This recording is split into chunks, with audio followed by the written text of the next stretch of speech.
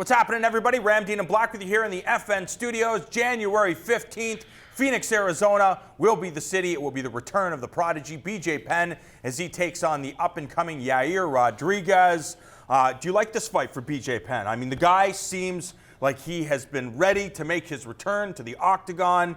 I know Rodriguez might not be the name that we're expecting, but do you like this fight for BJ Penn? I'm not sure yet. Okay. I'm really not. I mean, when I watch Yair Rodriguez fight, I'm really entertained. I love the guy's spirit.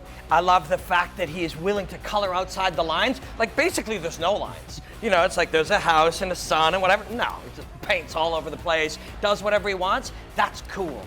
But he hasn't fought sort of a high-level guy with a mastery of the fundamentals yet, and that's how you often lose in these situations. He's a fun fighter to watch, and it's hard. I mean, you don't hope BJ loses when you grew up on BJ Penn, but you get it that if a kid like this has that kind of performance and shows that his improvisational tools and the fun that he has out there and all of that kind of aspect can work and put a big name on his resume.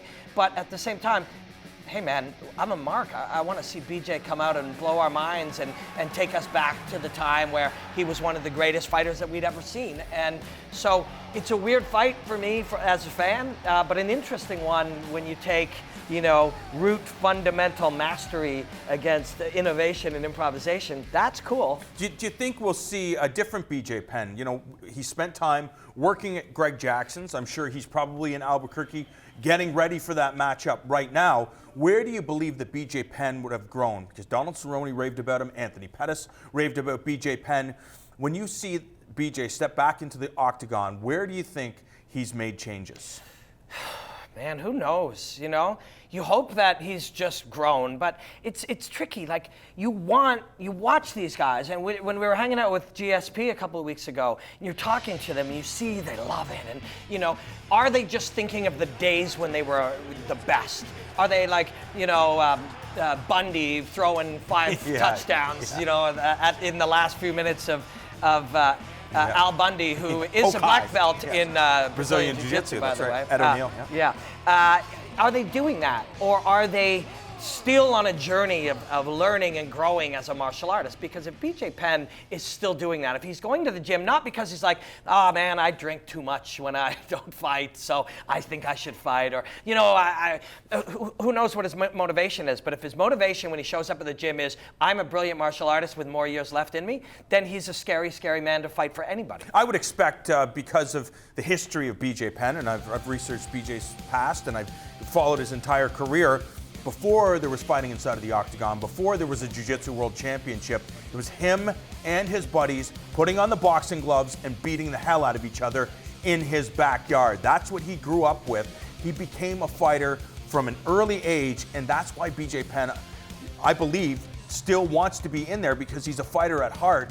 This is what he does. This is what he loves to do. It's very, I think, difficult for people like me to understand what that means, to go in there and have somebody firing punches and kicks to your head. But BJ Penn, it seems a part of his nature. And Yair Rodriguez as well. There's no doubt. You see when he's in there, it's like, I don't know the man. I don't know how well he drives or what a good cook he is or what he's like to hang out with. But you get the feeling that he's at his very best in that environment. And that's what you're saying about BJ too. BJ does a whole lot of other things in his life, but when those 15 minutes are in there and that thing shuts and they put that thing in there and people, you know, that feeling of electricity, like, oh, what's going to happen? That's where he thrives. And this kid seems to thrive like that too. So we have all the makings of beauty here. My concern is, you know, going into when we watched Miesha Tate fight Rocky, you were asking me, why am I picking Rocky? And it was because you get this feeling that after you've achieved something, maybe it's hard to get up. I mean, you don't imagine how hard she worked her whole life to finally become the UFC champion. You put it on and you went home and you laid down and you cried and you drank champagne and you hugged everybody and you accomplished it. And it's been so hard. Is it really that easy to go back Monday and train with that same drive and that same desire and that same ferocity?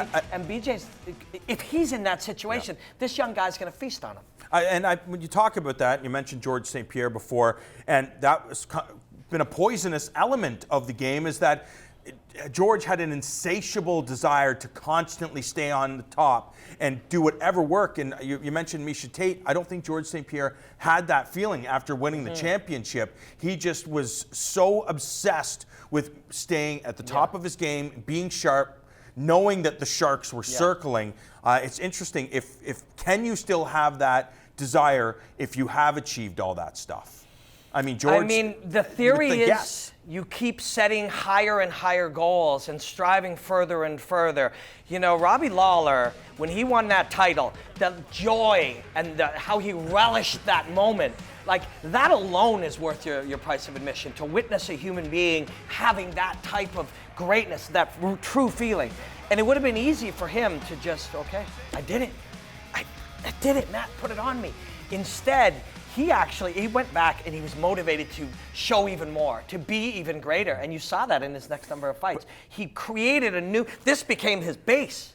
Being the greatest and the champion and putting on brilliant fights became his base from which he grew.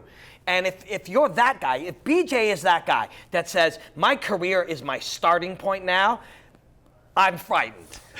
I will tell you, I'm very excited about the return of BJ Penn. He had the opportunity to bail on a number of fights, but still he wants to get in there, and Yair Rodriguez happens to be his opponent.